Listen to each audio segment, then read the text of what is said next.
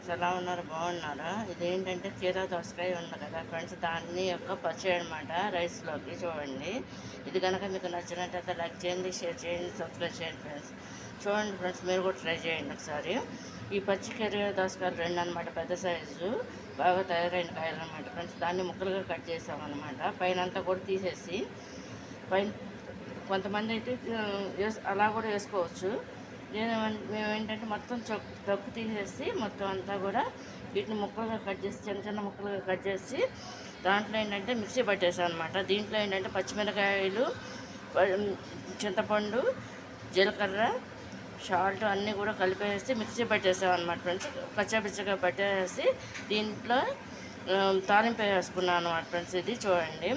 మామూలుగా ఏంటంటే ఎండుమిరకాయలు, జీలకర్ర, ఆవాలు, ఎల్లుల్లిపాయి, ఎండుమిరకాయలు కలిపేసి సరిపడా ఆయిల్లో తాలింపు వేస్తాం అనమాట ఫ్రెండ్స్. ఇది చూడండి. ఇది కీరా దోసకాయ పచ్చడి అనమాట, పచ్చి కీరా దోసకాయ అనమాట. ఇది రైస్ అన్నంలోకి బాగుంటుంది అనమాట ఫ్రెండ్స్. ఇది కనుక మీకు నచ్చినట్టు లైక్ చేయండి, షేర్ చేయండి, సబ్స్క్రైబ్ చేయండి ఫ్రెండ్స్. ఇది పచ్చి కీరా దోసకాయ పచ్చడి అనమాట, పచ్చిది.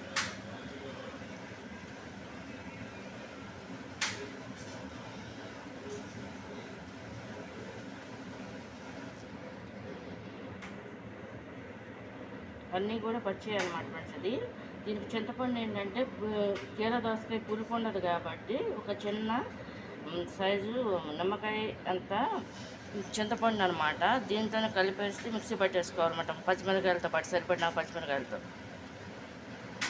పట్టేసి ఈ విధంగా తాలింపు వేసేసుకోవాలన్నమాట ఫ్రెండ్స్. కచ్చాపచ్చగా చేసి ఇది రైస్లోకి, మార్నింగ్ టిఫిన్లోకైనా బాగానే ఉంటుంది అనమాట. చూడండి.